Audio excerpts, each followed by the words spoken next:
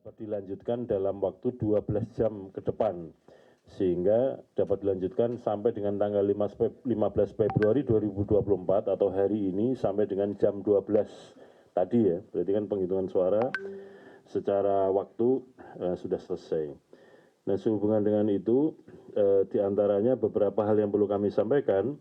Yang pertama adalah soal pemungutan suara ulang.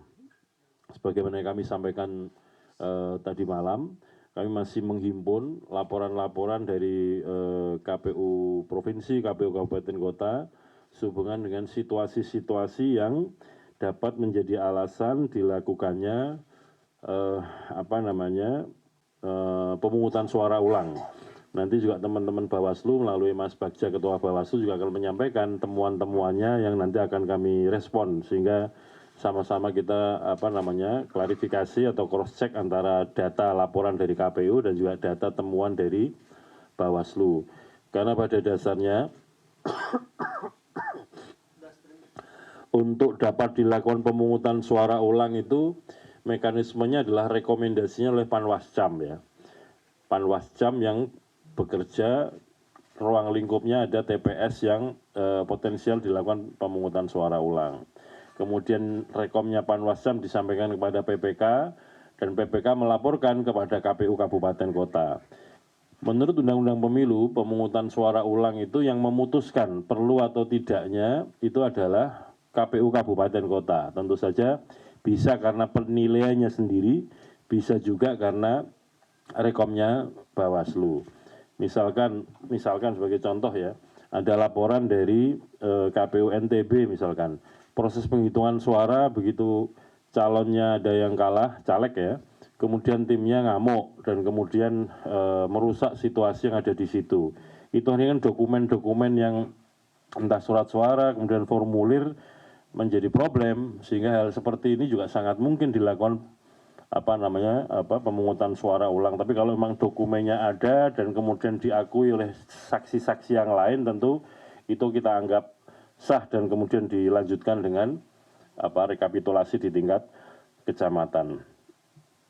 Kemudian yang kedua, soal pemungutan penghitungan suara Pemilu 2024 khususnya yang dilaksanakan oleh PPLN, Panitia Pemilihan Luar Negeri Kuala Lumpur.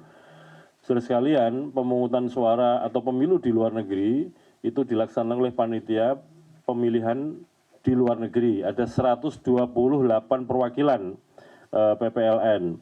Untuk di Malaysia sendiri itu ada 6 PPLN. Nah, ini yang mendapatkan sorotan adalah Kuala Lumpur, karena memang pemilihnya besar dan berbatasan langsung dengan Indonesia. Nah, teman-teman Bawaslu kemarin sudah menyampaikan hasil temuan dan kajiannya dan kemudian menerbitkan rekomendasi. Nanti detailnya Mas Bagja sebagai Ketua Bawaslu akan menyampaikan dan kami akan respon. Kalau menurut rekomendasi Panwaslu Kuala Lumpur itu direkomendasikan untuk penghitungan suara untuk 2 metode, yaitu kotak suara keliling dan metode pos, itu dihentikan dulu, tidak diikutkan dalam penghitungan suara. Jadi kalau PPLN Kuala Lumpur mulai tanggal 14-15 itu melakukan penghitungan suara, itu yang boleh hanya untuk metode TPS atau TPSLN, TPS luar negeri. Untuk metode pos dan metode KSK dihentikan dulu, tidak diikutkan. Untuk metode KSK sesungguhnya penghitungan suara juga bersamaan dengan metode TPSLN, yaitu 14 dan 15 Februari 2024.